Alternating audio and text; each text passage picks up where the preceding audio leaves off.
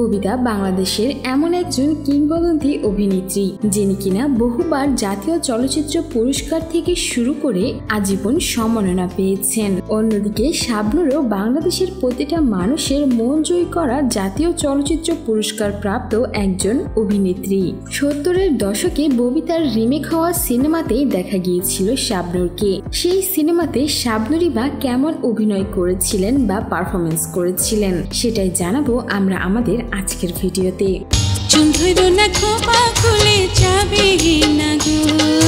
কিংবদন্তি অভিনেত্রী ববিতার 1976 সালে মুক্তি পেয়েছিল নয়নমণি নামের একটি সিনেমা, আর অন্যদিকে এই একই সিনেমা 1998 সালে রিমেক করা হয় রঙিন নয়নমণি নামে।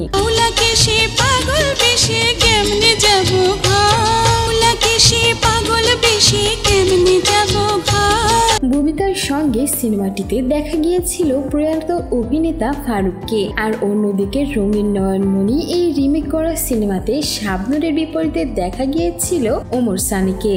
1976 সালের এই গানটিতে কণ্ঠ দিয়েছিলেন সাবিনা ইয়াসমিন, আর অপরদিকে নতুন করে রিমেক হওয়া এই সিনেমার গানটিতেও কিন্তু কণ্ঠ দিয়েছিলেন সাবিনা ইয়াসমিন নিজেই। এই একই সিনেমার আরো একটি জনপ্রিয় গান হলো নানি গো নানি, যেটিতে ববিতা বেশ দারুণ পারফরমেন্স করেছিলেন। আর রঙিন ভার্সনটিতেও শাবনূরকে দেখা গিয়েছিল এই একই গানে পারফরমেন্স করতে। সাদা কালো সেই সিনেমাটিতে ববিতার সঙ্গে দেখা গিয়েছিল রওশন জামানকে, আর রঙিন করে নির্মিত এই সিনেমাটিতেও দেখা গেছে শাবনূরের সঙ্গে রওশন জামানকেই। ববিতার অভিনীত অরিজিনাল ভার্সনটি গেয়েছিলেন রুনা লায়লা। ঠিক তেমনি রঙিন ভাবে শাবনূরের সঙ্গে নির্মিত এই গানটিতেও কণ্ঠ দিয়েছিলেন রুনা লায়লা। দুজনেই কিন্তু নিজের নিজের জায়গা থেকে বেশ ভালো এবং দক্ষতার সঙ্গে অভিনয় করে গেছেন।